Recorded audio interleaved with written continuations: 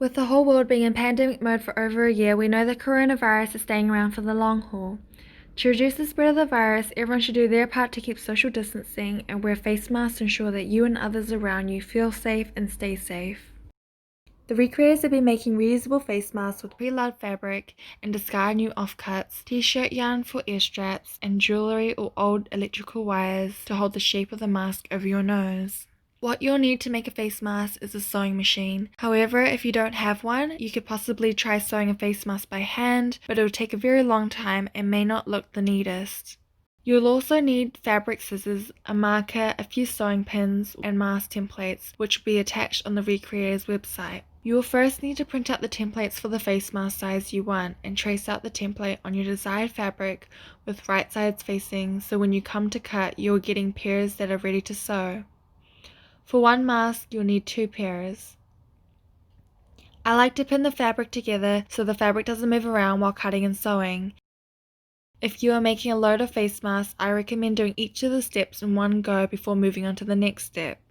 First, we'll be running the fabric through the machine on the convex curved side that goes over our mouth and nose.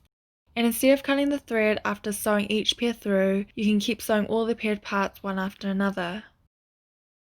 Once you have sewn all the pairs together, you'll have 2 parts, the front and the back of your mask.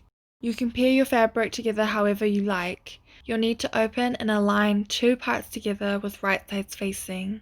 This means that one of the masks will be open, flipped right sides out, and pin the 2 pieces together, then sew along the top and bottom of the mask.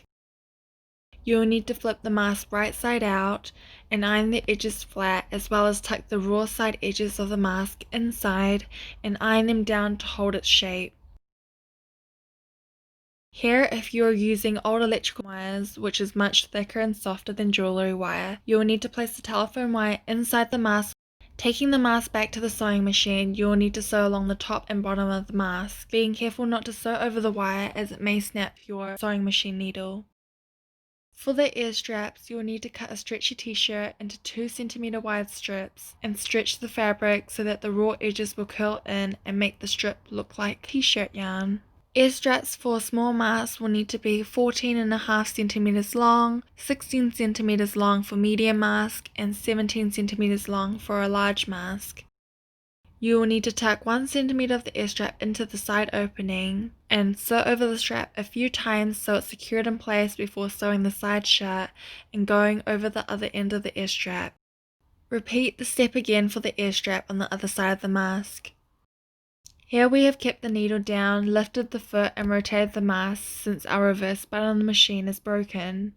Lastly, if you didn't put the telephone wire in previously, you will need to feed some jewelry wire through the side of the mask and move it to the center. Take your time with this as your wire may bend depending on whether you're trying to feed it through linen or softer stretchy cotton.